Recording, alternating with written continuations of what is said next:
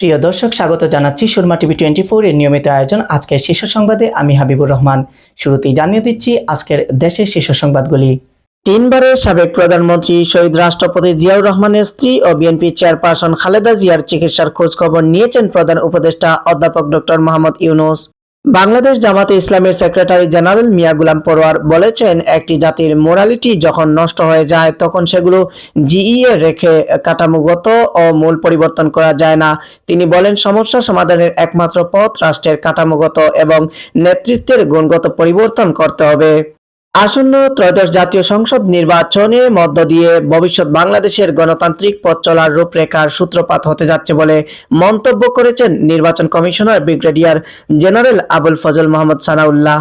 প্রধান উপদেষ্টা ডক্টর মোহাম্মদ ইউনূস আগামী ফেব্রুয়ারিতে অনুষ্ঠেয় জাতীয় নির্বাচন ও গণভোটে সশস্ত্র বাহিনীর সদস্যদের ঐতিহাসিক ভূমিকা পালনের আহ্বান জানিয়েছেন। একই সঙ্গে তিনি জাতীয় নিরাপত্তা, অগ্রগতি, জাতি গঠন এবং সংকটকালে জনগণের পাশে দাঁড়ানোয় সশস্ত্র বাহিনীর অবদানের প্রশংসা করেন। অন্তর্বর্তী সরকার গঠন ও শপথের বৈধতা চ্যালেঞ্জ করে আপিলের অনুমতি চেয়ে করা আবেদনের অপর শুনানি শেষ হয়েছে। আগামীকাল বৃহস্পতিবার এ নিয়ে আদেশ দিবেন আপিল বিভাগ।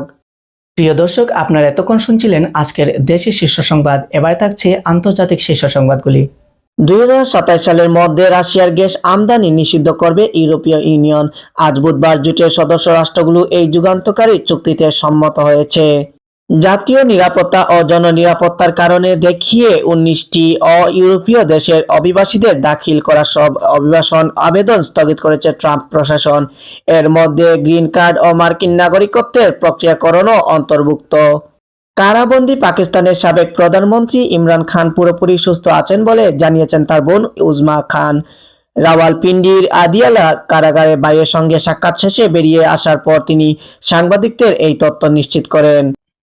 প্রিয় দর্শক, আপনারা শুনছিলেন সুরমা টিভি 24 এর নিয়মিত আয়োজন আজকের শীর্ষ সংবাদের দেশের শীর্ষ সংবাদ, আন্তর্জাতিক শীর্ষ সংবাদ। এবারে থাকছে আজকের খেলাধুলার সংবাদ।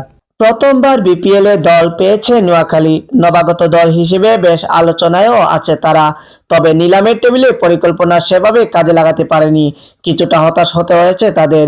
নিলাম শেষে সরাসরি চুক্তিতে সেই হতাশা কাটিয়ে উঠেছে নোয়াখালী। এবার দলে বেরালো টি-20 ক্রিকেটে পরিচিত এক তারকাকে।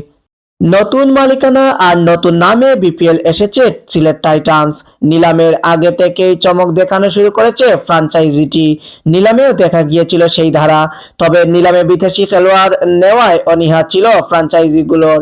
নিলাম শেষে সরাসরি চুক্তিতে দল বাড়ি করছে ফ্র্যাঞ্চাইজিগুলো।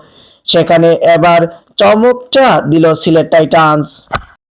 প্রিয় দর্শক, আপনারা শুনছিলেন সুরমা টিভি 24 এর নিয়মিত আয়োজন আজকের শীর্ষ সংবাদ। এতক্ষণ ধরে আপনাদের সাথে আমি ছিলাম হাবিবুর রহমান। সুরমা টিভি 24 এর পরবর্তী সংবাদ দেখার আমন্ত্রণ জানিয়ে আজকে এখানেই বিদায় নিচ্ছি। আল্লাহ হাফেজ।